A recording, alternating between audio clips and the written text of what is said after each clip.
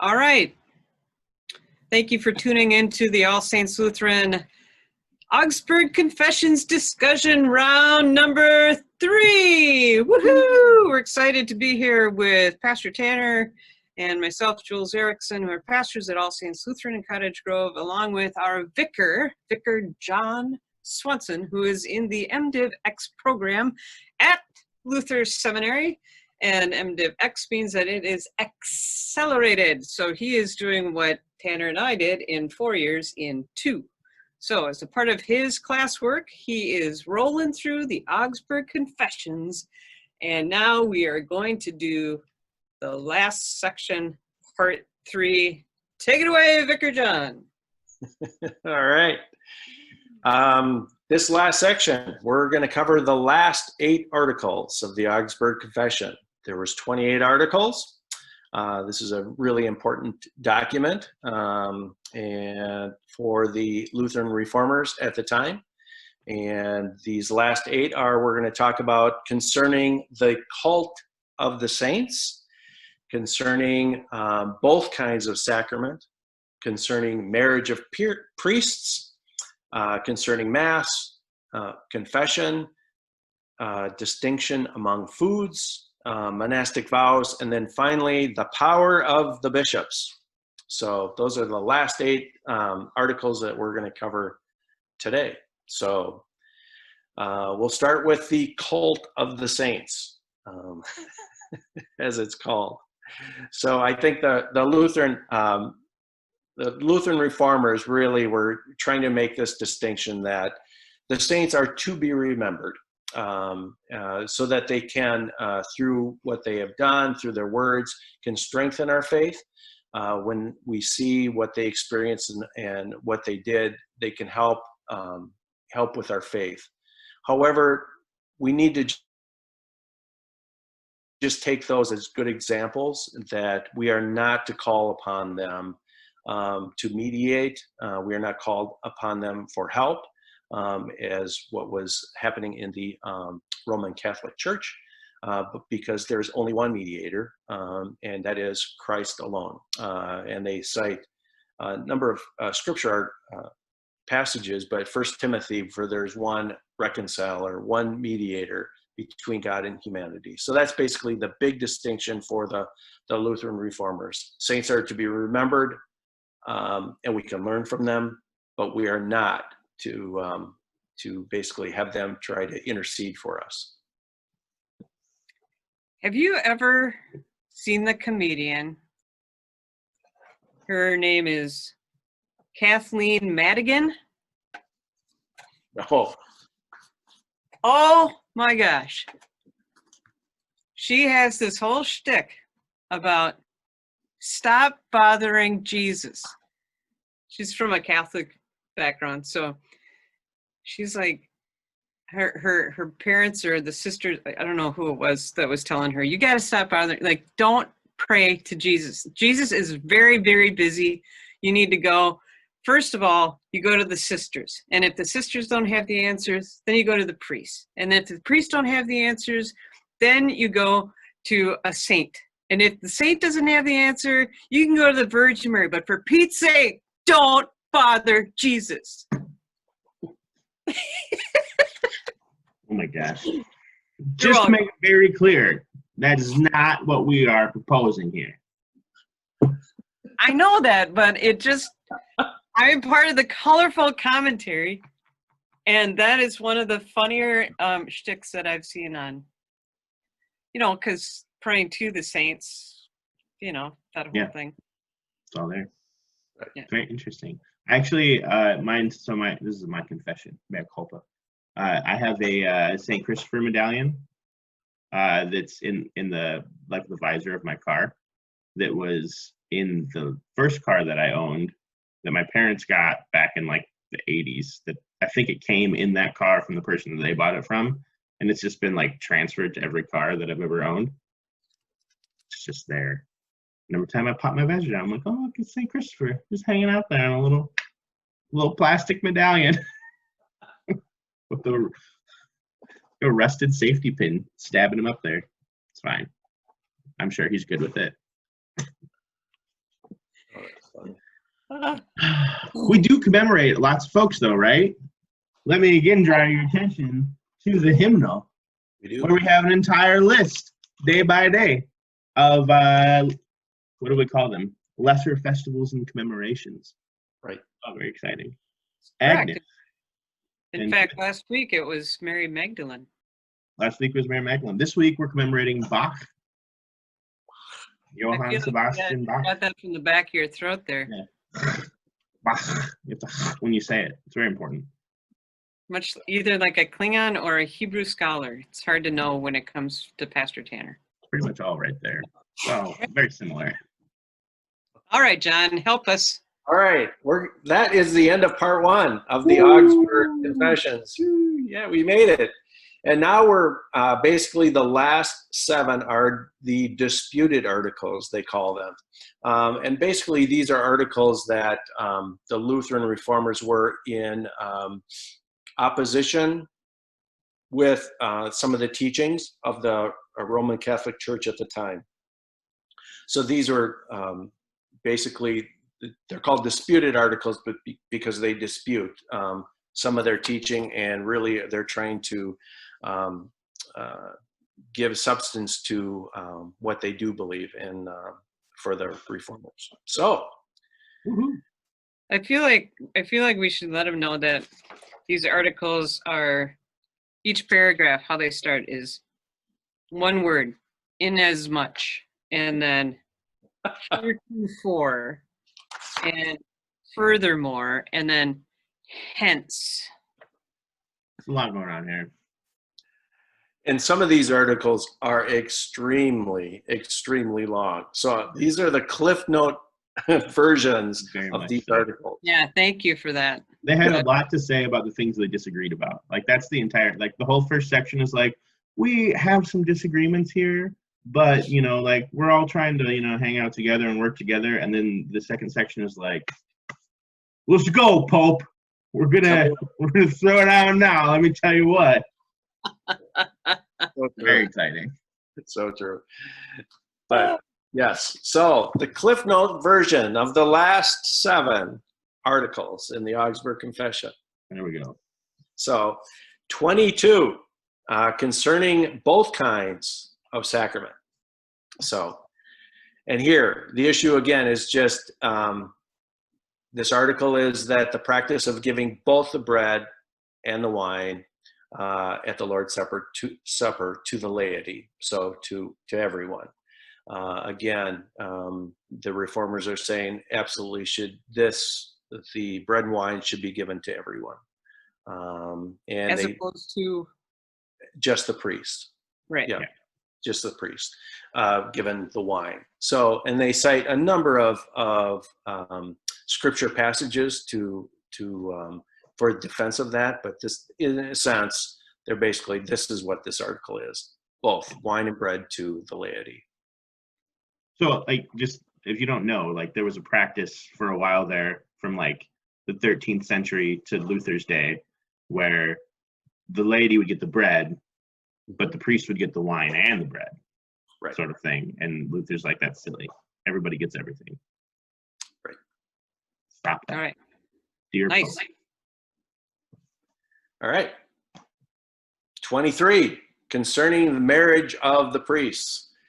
So I like how this one starts. It's something like, from everyone, both high and low degree, a mighty and loud complaint has been heard throughout the world about flagrant immorality and the dissolute life of priests who are unable to remain chaste. I think that's pretty close to how this baby starts. And so basically they are saying that, you know, priests are, it's okay for priests to marry. This long held tradition within the church that was started with Pope, I think Pius, that priests were unable to marry, that this has been a source of problems, and we need to stop that. So, and actually this has been a subject of great contention, well, not only for hundreds of years with the church, around Luther's time, but also continues as a hot topic today as well, with most recently highly publicized cases that are out there of abuse within the Catholic Church as well. So this has not gone away, but again, this basically is the stance of the Reformers. Priests should be able to marry. Yeah, I remember reading on the main reason why they weren't allowed to marry. And maybe you guys have heard this too, but the main reason behind it had to do with the possession of property, right? So if the priest were to marry, then the parsonage would go to the wife in the event that the priest died, the property. So it was felt like it was steeped in money again. I mean, it's like a throwback to the indulgence, where it's driven by money. If you give enough money to pay for your sins to go away, I mean, there is something weird about how money is used to manipulate and to have power over people. And I think it comes through in this particular one as well. Even in our own ELCA, we're still struggling with conversations around singleness and sexuality and how to intersect with the powers that govern, right? Whether it's the bishop's office or whether it's the candidacy process or whatever. And there actually needs to be continued reform in that area and continued conversation with everyone at the table instead of just a few people making sweeping comments. So, but do you want to add anything about that, either one of you, about the priests and property and? Yeah, no, that's what I remember reading about it as well, that there's this concentration of wealth that ended up happening within the priestly families. And so instead of it being concentrated in the church, which is of course where it should be. But like one of the things the Reformers were saying here was this, like we should allow people to get married because there'll be less instances of misconduct, right? To use the modern phrase. And we know, of course, that just because you allow pastors and priests and so on to get married, that doesn't negate the fact that there is misconduct, right? It gets polarized and popularized and in the media, in the Roman Catholic Church, but we know that it happens in every denomination and continues to. And it's an issue that we all need to continue to deal with and face and work on. It's not one that we can just sweep under the rug just because we're not on TV about it, right? Right, exactly. And even if you go to the St. Paul area website, on the very top bar, they say report misconduct. Like this is how seriously we are taking misconduct within the church, and it's not treated lightly. Yeah. By any means. Now, yeah. So on another note to this entirely, though, the history of the Roman Catholic Church having unmarried priests, unmarried monks and nuns, and et cetera, et cetera, et cetera. What it has led to, which I think is really quite wonderful, is there is this theology around singleness in the Roman Catholic Church that is really beautiful. And so there is this idea within the Roman Catholic Church that you can be called to be single, right? You don't have to take vows, but that there are unmarried lay people who have a call to remain unmarried. And they have been able to develop that theology in a really wonderful and beautiful way over the centuries. And it does not exist in the vast majority of Protestant denominations, right? Like there is this very much this idea built into Lutherans and others that says like, get married, have kids, make the church bigger. Like there's this thing that exists there, and we don't have a very good program for people who remain single, right? Like if you look around, a lot of small groups and things like that they're for couples, they're for parents, they're for families, they're for whatever, we don't have a lot of good programming for single people. And that is one of the things that the Catholic Church has done very well over the centuries. So I want to give them kudos where we can as well. Absolutely. You know, and there continues to be this debate today still within the Catholic Church about whether or not priests should be allowed to marry. Every time the Pope says something about it, somebody picks that up and writes an article about it, no matter what. So, regardless if it's going to go anywhere. All right. All right. The Mass. 14 or 24, I mean. Again, we have concerning the Mass, we have more doctrine on the Lord's Supper. The Reformers, again, are disputing those that were accusing them that they wanted to abolish the Mass in a Holy Communion. Sorry, having problems here. Defending their position on a number of disagreements. So, and the Lutheran Reformers and the Catholics were definitely divided on some of the doctrine with the Lord's Supper at that time and still today. And in this article, they kind of go a little bit deeper in talking about some of the things that they were defending. So a couple of the, like, preparation for the Lord's Supper,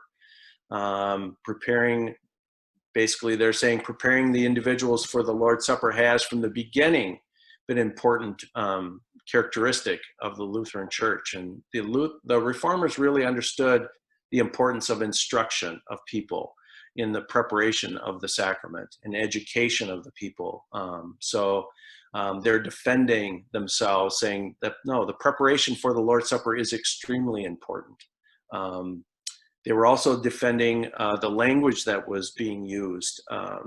The Lutheran Reformers had started inserting German hymns within this Mass of the Holy Communion. So what they were saying is they wanted the laity to have this the language of their day. They wanted, so they could know what they could learn further and more about the sacrament of Holy Communion if it was within their own language instead of in Latin, which was the language of the church and the language of worship at that time. They're saying, no, let's use the common language so people know further what they're saying and so they can learn more about the sacrament of Holy Communion. In this article too, they were opposed to the Catholic Church was holding Holy Communion, some private masses for money. And they're saying, no, again, this whole idea of money and within the church and corruption. And they're saying, no, that is not to be, that is not correct. We cannot have private for money worship services. And then finally, they were talking about how often, their discussion about how often communion should be received. Should it be yearly or monthly or weekly or daily? And the Reformers are basically saying, you know what, there is no specific time. There's no specific commandment from God. God just said, do this as often as you drink it in remembrance of me. So any one of those time frames, yearly, monthly, daily, yeah. So really, this article is really disputing some of the things, some common practices of the Roman Catholic Church at the time, and establishing the defense of why we do what we do here in communion. There's a lot of good stuff in this article, like that is still very much actively talked about in circles, in Lutheran circles and Catholic circles still today. Yeah. I think that we have significant more commonality in the language of this article than we did 500 years ago, because there were so many knee-jerk reactions that were taking place when this was written. And so, like, it is now in our what's that document called that takes care of communion and baptism? Anyway, we have a fancy document, and it talks about the sacraments, and it now encourages us to, every time we gather for worship, we should offer communion. It is appropriate to offer communion every time you gather for worship. Use and means of grace. That's the document. There it is. It's all up here somewhere. It's all I up was here. going to say that. I'm like, I'm talking about the use of the means of grace, but if you've never read that article, or I guess it would be an article, wouldn't it? I don't know. Document, Pamphlet. policy, use of the means of grace. It's very interesting. Yeah. Probably found on the internet. Probably. We've moved away. Like, I think that there was this idea. I mean, when we started offering communion on a more regular basis, like every Sunday, when I was growing up, my home congregation, and I think still to this day, my home congregation only offers communion on the first and last Sunday of the month. And there are some congregations that only offer communion on like once a year, like on Easter and Christmas or something like that. I mean, it just, and it kind of came out of this reactionary movement of like, Catholics force you to take communion every day. Lutherans don't. And we're going to keep that separation there. But that's That's just, not the point. like, we don't do that. Like, that's why we offer communion every week, because, and on Wednesday, I mean, when we gather anytime, we offer communion. We take it randomly on a Tuesday morning. Like, why not? Because it's a moment to experience God's grace. It's not about, it's no less special if you only take it once a year versus 300 times a year. Like, it's a good thing. Right. And when I first got here, it was, I think, the first and third Sundays of the month. Mhm. And there was more than one person who said, well, those are the weekends that I work. So I'm coming to church on 2 and 4, not 1 and 3. So can we do this more frequently? And there was a little bit of a kerfuffle, not a big one, but there was like, why are we doing this every week? Like, and now I think if we try to go back to once a month or every other week or something like that, there would be a lot of pushback on that, because I think when people come to worship, they want the sacrament. And it's a good reminder of that external reminder of the internal gift that we've been freely given, right? Yeah. Mercy, mercy, mercy. All right. Okay. Good stuff. We're getting down there.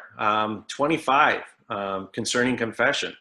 Again, we're talking about confession. It's this one's similar to Article 11, but much more detail. I mean, if you look at the article, it's much more detail. And I think the big thing in this article is kind of the confession or the connection between confession, absolution, and preparation for the Lord's Prayer. And I think the people are taught in this how important absolution is, but that... I'm sorry, for the Lord's Prayer, for the Lord's Supper. I'm sorry, the Lord's Supper. Okay. Yeah, did I say? Yeah. Okay. But yeah, I think that people are taught how important this absolution is. And at the same time, this article is saying, yes, and again, like Article 11, the enumeration of sins, this detailed listing of sin after sin after sin is not necessary. And no one should be compelled to have that list of sin. Mm-hmm. But they're saying this absolution is very important, but it's not commanded, but it's extremely important, which means that there are variations of the way people do absolution and the way people go about the forgiveness of sins, this absolution, and how it's tied to the Lord's Supper. That this is an aid to an individual self-examination. But it is varied by church, it's varied by congregation, and that's okay. And that's okay. So anyway, kind of in a nutshell, concerning confession in Article 25. Yeah. I don't have anything to add. I think that sounded great. Yeah, it's there. It's good. We do it. All right. Okay, then 26, concerning the distinction among foods. So Again, this article goes way more into detail about the church customs and traditions that we spoke about earlier in, I think it was 25, or no, it was 15. Again, they're talking about that these traditions and these customs are made by humans, and they are good to help us with our faith, but they are not in any way, shape, or form needed for salvation. This is one of the largest articles in the Augsburg Confession, if it isn't the largest one, detailing a number of items of those customs that were common practices at the time within the Roman Church, and the Roman or the Reformers are basically disputing a number of these, saying that they're customs and they can help with faith, they can help, but they are not necessarily. And they were talking about the distinction of foods, the fasts, different fasts that were taking place, different prayers, and even vestments of the priests, of what the priests and the bishops were to wear. So a lot of, again, human-made commands, human-made laws, customs that were outlined by the Roman Catholic Church at the time, and the Reformers are saying, some of these are good, and we can follow some of these, but they are not necessarily for salvation. So I'll stop there for comments, and we can, if you want to go further and deeper into that. I don't think so. I mean, it was interesting at the beginning of the COVID-19 pandemic. I was on a walk talk with a clergy friend of mine, and I thought it was interesting because he said, this is going to be very hard on some sects of Christians who are trying to practice out their faith, because if the church isn't physically open for them to participate in daily confession or feast days or these other, whether it's a feast day or whether it's a time for fasting or whatever, there are going to be a lot of people that are going to be incredibly disoriented for a long time because their rituals have been interrupted, and it will affect their faith. And I'm concerned about that. And I thought, that's really a great insight. I really wouldn't have thought about that much, because we come at our understanding of faith and the sacraments, and I mean, it's not to say we don't celebrate the high feast days, because obviously we'll throw in different feast days periodically and interrupt the Revised Common Lectionary, or we'll have Christmas in July, like we did. The highest of all the feast days. Yeah. I just thought it was an interesting observation. That's my colorful commentary. Yeah, I think that it's interesting to me that this is the longest article in the Confessions. Like, and part of that is because there's so much concern amongst the Reformers, especially about monastic movement in the Roman Catholic Church, which we're going to get into a little bit more. And this separation of holiness, right? This idea that, like, by the priests and the monks and the bishops doing these things, they are holier than others. And it is only the priests and the monks and the bishops who can do these things rightly, because they are the only ones who are able to do these things according to church law, and they have to do them perfectly. And when they do them perfectly, then they are perfect.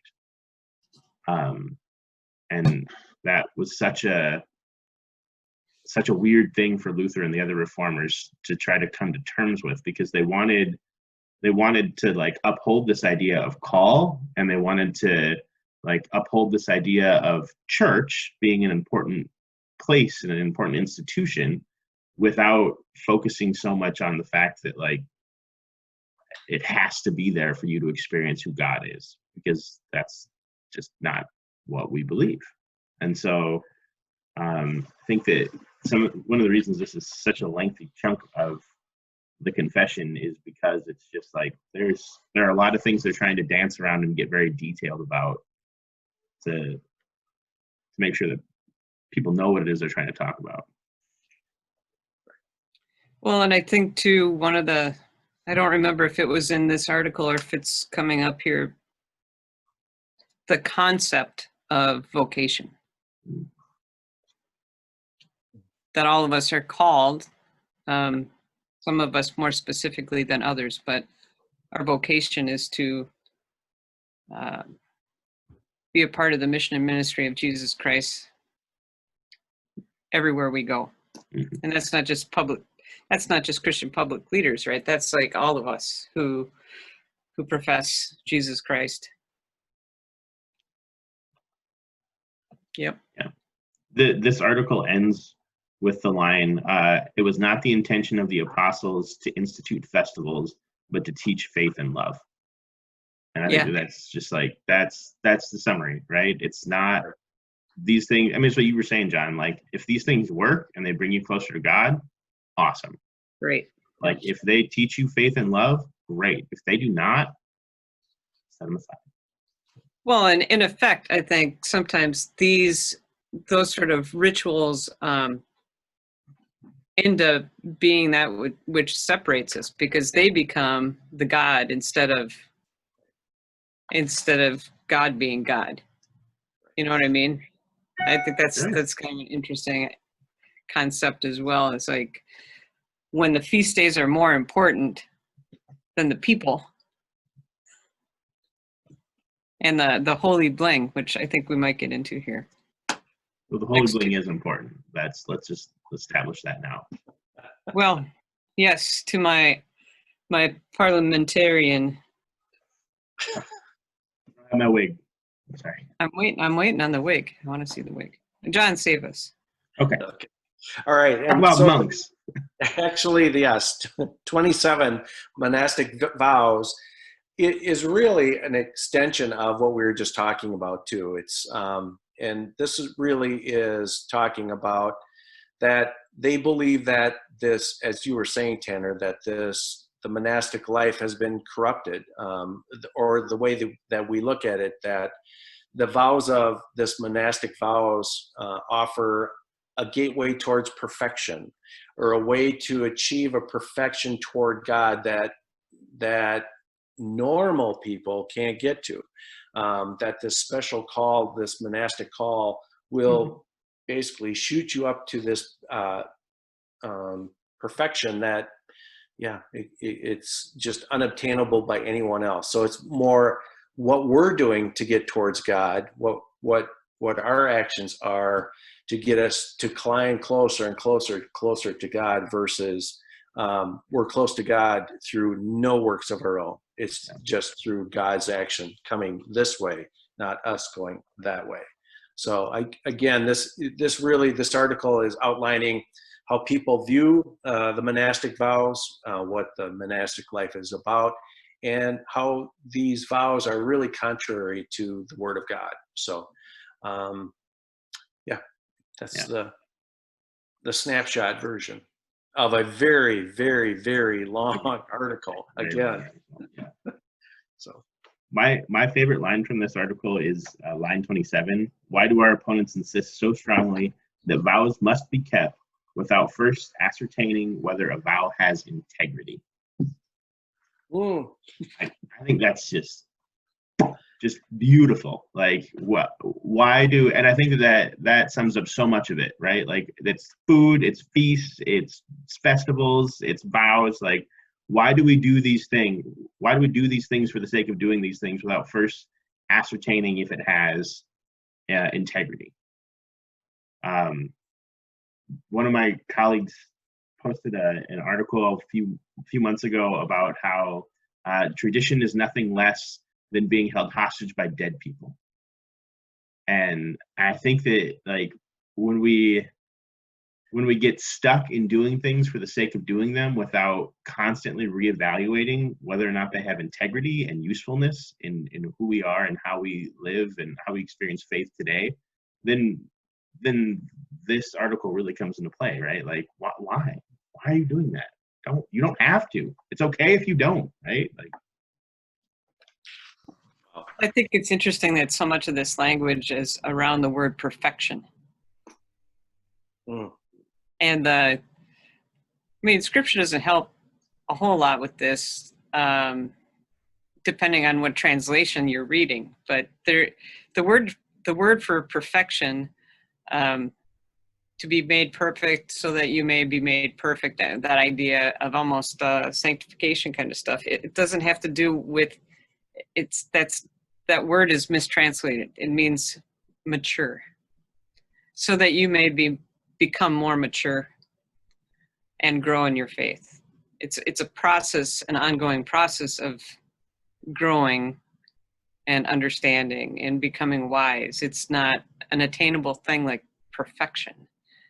And I think there are different brands of Christianity out there that think that there is a way that we can achieve, hit that mark, whatever that mark may be. But I've often found that those churches also have a moving target, so you can never hit it. And that's why I think the Lutheran Church is so appealing and, dare I say, attractive to so many people, because there is this sense of enduring welcome and that grace. We keep coming back to that grace, but there's nothing you can do. It has already been done for you. Over and over and over again. We're going to keep saying that until people hear the good news, because it's really good news. And we forget it because we live in a culture that is about, for the most part, about perfection, looking good, measurement, and I would say comparison, and that we have an overwhelming need to compare. And like I said before, and I will say again, keep your eye on your own bobber. It's your faith. It's not somebody else's faith. You don't have to pay attention to what somebody else is doing over there. Like, do what fills you up and gives you life, because it has already been freely given to you. This is not a timid, grave-tending life. It is adventurously expectant. Okay, I'm done. Are we ready for the last article? Yay! absolutely we are. 28. The power of the bishops. Dun, dun, dun. Or the power concerning the power of the keys, which was, as it was called sometimes as well. So this article is twofold. The first is really showing that there's a distinction between the roles of the church and the state. And then to reemphasize, the second one is to reemphasize the true role of bishops, or how they are to administer the keys given to Christ to the church on earth. So this is a little bit, to me, when I was reading this and kind of studying this a little bit, it seemed some of the language was a bit charged for today, especially the role of the church, the role of the government. I think they were, in this article, they're really stressing the importance of that they're separate, the church and the state, in this article, and that the church was there for the care of the spiritual well-being, the eternal well-being of the people, whereas the state is supposed to be for the temporal affairs, for the well-being of the physical welfare and protection of the people. And that is not the role of the church, to interfere with the affairs of the government. So that was a little bit, as I was reading this article, that was really clear in that article, and yet it was pretty charged for me on some of that language, that there's this real separation of church and state, one spiritual, one temporal. And then they go on to talk about the bishop's role is to preach the gospel, to forgive sins, and for doctrine, and to condemn doctrine that's contrary to the gospel. So they're really trying to narrow down the bishop's role that seemed to have expanded, and it seemed to be more powerful than it should. And they're really trying to just kind of bring this role of the bishop into a different perspective. So yeah, so that's the last article that we're going to talk about. So I'll open it up with that. I'll let Tanner take this one because he loves articles about the bishop's office. I don't know about that. It's there's just so much in this article. I mean, there's information about Sabbath. There's and what that looks like. There's stuff about worship. There's stuff about everything. And you get into the two kingdoms idea again, the secular and religious kingdoms. It's delightful. I will say that I really want all bishops to start carrying around a tripod as their bishop's staff with a little camera on the top of it for COVID times. I really think that should be how we do it from here on out. Just unrelated to this article, it's just a comment that I've been holding in for a while that I felt like I wanted to put into the world. So I feel good about that comment, considering that it seems like in the back of my car is a tripod with a camera stand on it, so that no matter where I am, I can just pull it out and do a part of worship for Sunday morning. Does that mean that you're ready to be bishop? No, that is not an office that I am interested in at all. I'm just checking this, Thank you. But when you're bishop, No, I'll clean No. house. I'll clean John. house. I will. John's gonna John. take care of that. John.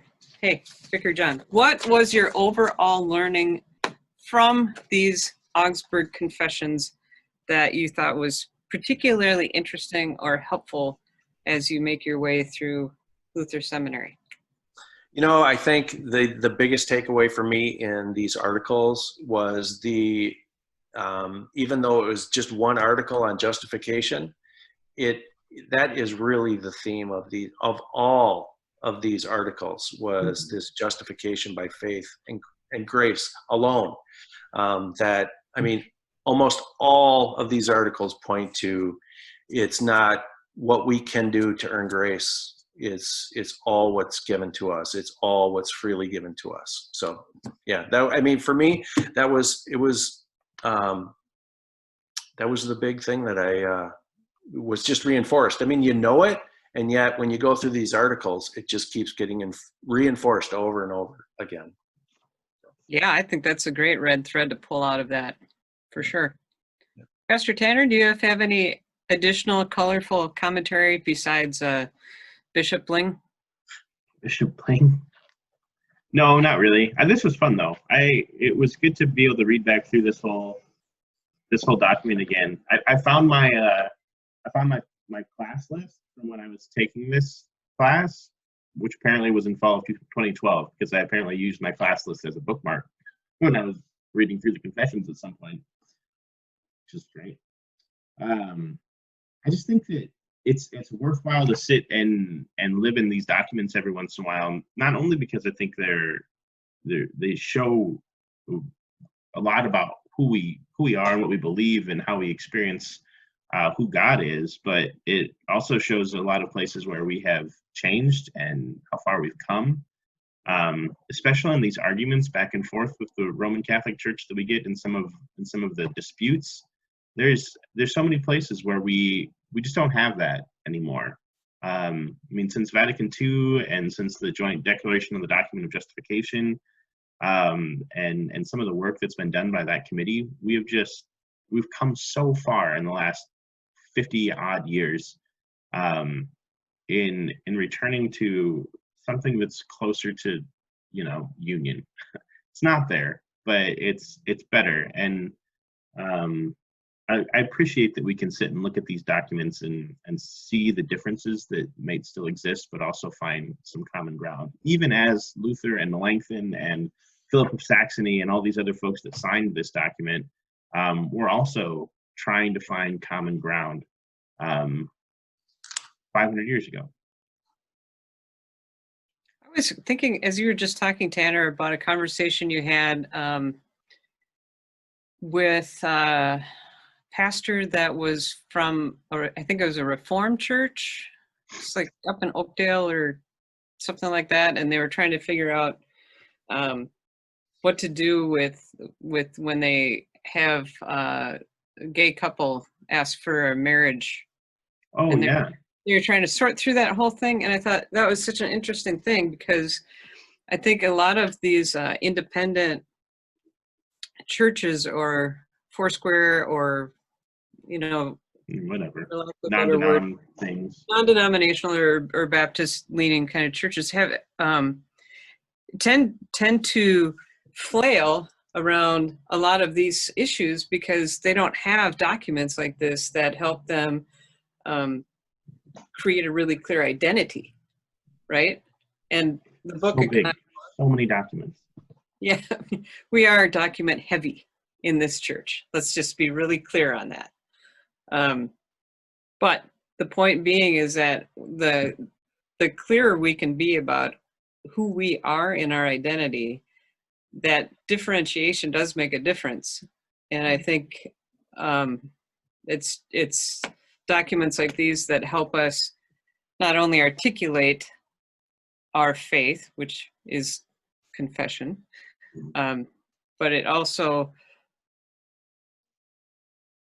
I don't know, I just think it can be super foundational. That's my point. It's like, this is the foundation of who we are. It's part of our identity. And yeah, is it moving and changing? And are we being more inclusive? And are we continuing social, we have many, many social policies on the ELCA website. So if you have questions about really specific hot button issues that are going on in the world today, you can just pull those pages up and read them. And but this is like part of the foundation. I'm really glad that you invited us in on the conversation. I think it was very interesting. I learned a lot that I had forgotten or never learned in the first place. It was fun. Yeah, so thanks, John. Thank you both. It was, I learned a lot, and I learned a lot from this discussion between the three of us as well. No, it's been Yay, cool.